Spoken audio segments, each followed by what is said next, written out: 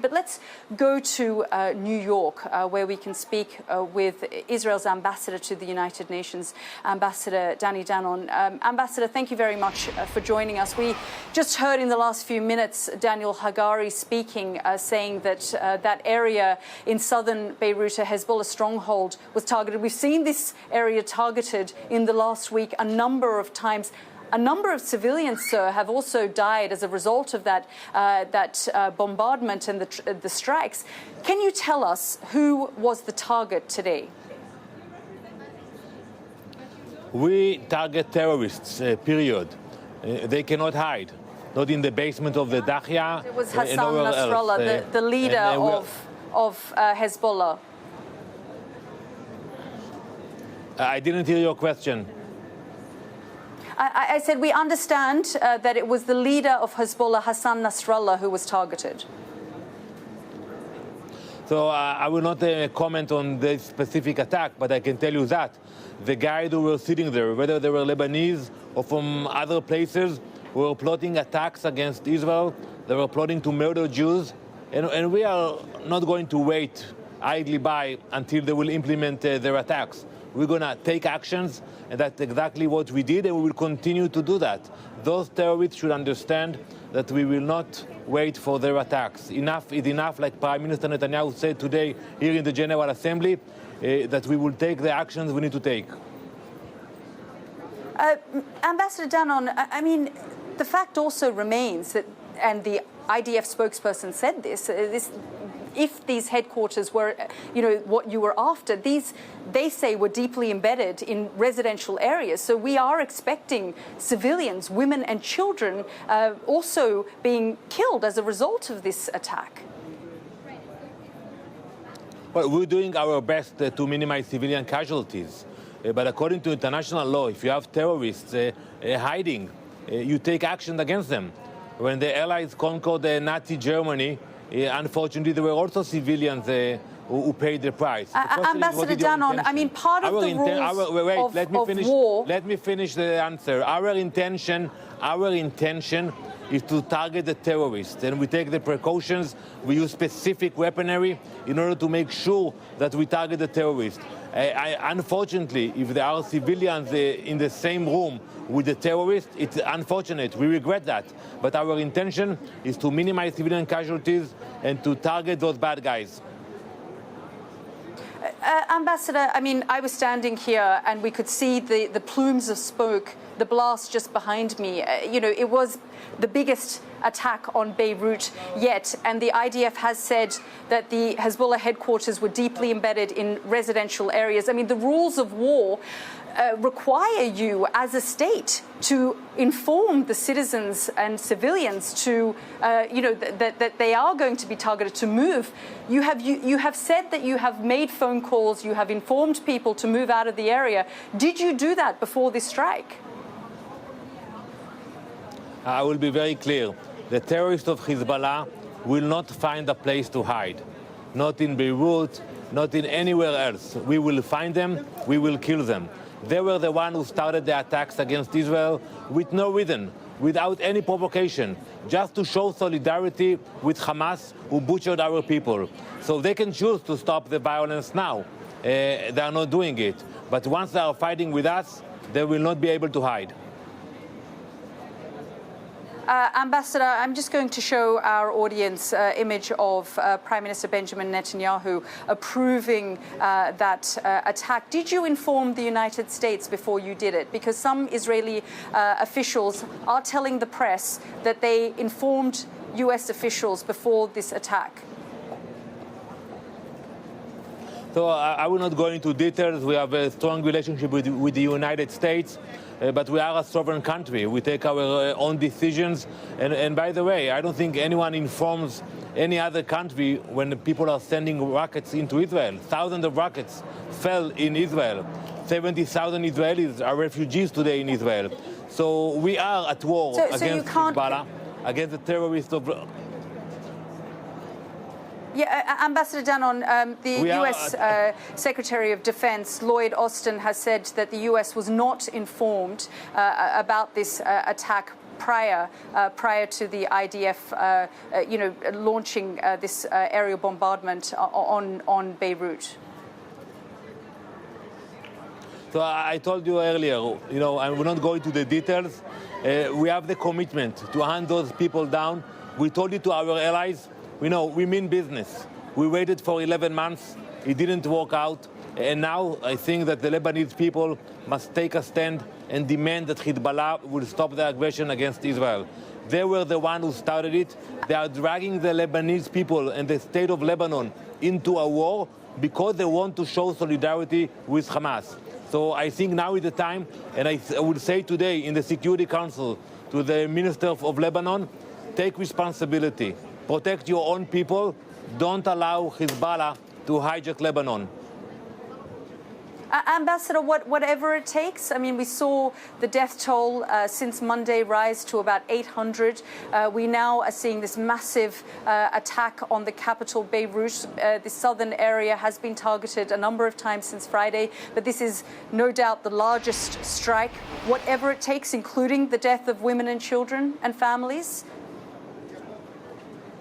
So we discussed it earlier, Yalda. We will do our best to minimize. And I encourage the Lebanese who are watching us, if they have weapons in their homes, rocket launchers, we are aware of the location of those facilities, mainly in southern Lebanon, they should move out. We know about those launchers, that they are hiding in basements, in rooftops, so they should move out, get out of those areas.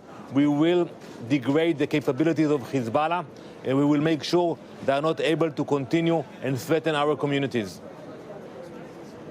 Ambassador, I understand that the goal of Israel is to return its citizens back to the north, some 80,000 citizens who have had to move out and be displaced in the last year. You and I have talked about that a number of times, and you have said that's the goal of Israel. The images we're showing right now of southern Beirut is of a massive blast. This is the biggest blast, as we've said, on the capital so far. There will be no doubt that civilians have been killed. You say that you know exactly where these weapons have been kept and hidden, but the area that we have seen is also densely populated. There are restaurants, there are families, there's nurseries and schools in that area.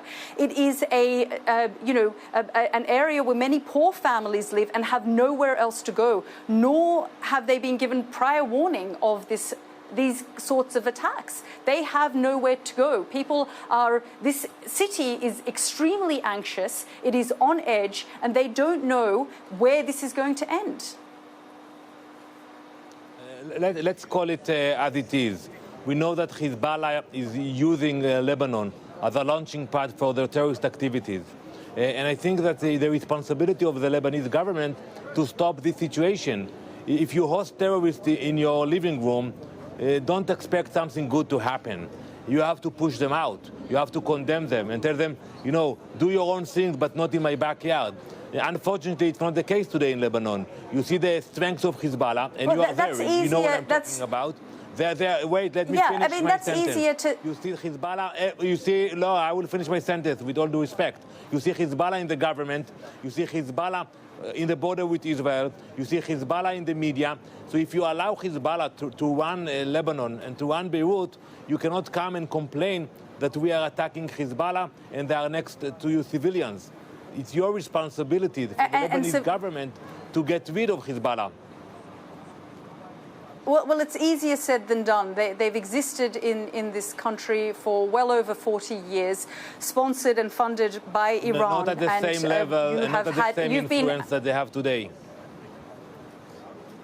And you've been at war with them a number of times. If we just look at the 2006 war, Ambassador Danon, in the space of 30 days, about 1,000 people were killed in this country. In the space of 4 days, 72 hours, 800 people that we know of have died just since Monday. So, Yalda, I told you that before. We can speak always about the past or about the future. If Hezbollah will continue to attack Israel, there will be more casualties. There will be more attacks.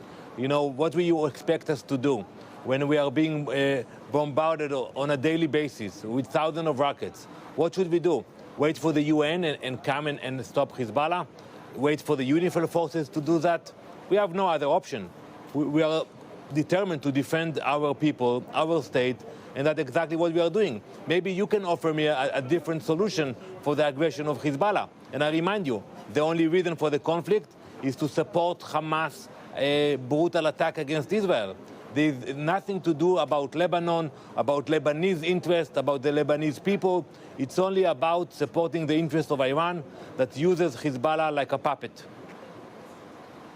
Ambassador, do you think that Israel has made a mockery of the United States' stance on all of this? I mean, the Secretary of State, Antony Blinken, has made almost a dozen trips to the region, trying to broker some kind of ceasefire in Gaza. Just in the last 24 hours, the United States and France talked about a potential 21-day ceasefire. They have hinted and said, more or less, that they did that with the backing of Israel. But the Prime Minister has come out and said, we support no such ceasefire. Are you serious about peace in this region? Exactly on the contrary. We have a strong bond with the United States. We have the same values. We have the same enemies. Some of those bad guys who were killed today in Beirut were responsible for killing hundreds of Americans. They were responsible for killing thousands of Israelis. So they know that we are fighting their enemies. So yes, we talk. We don't agree about everything all the time. But when you look at the bond, it is a very important and strong bond.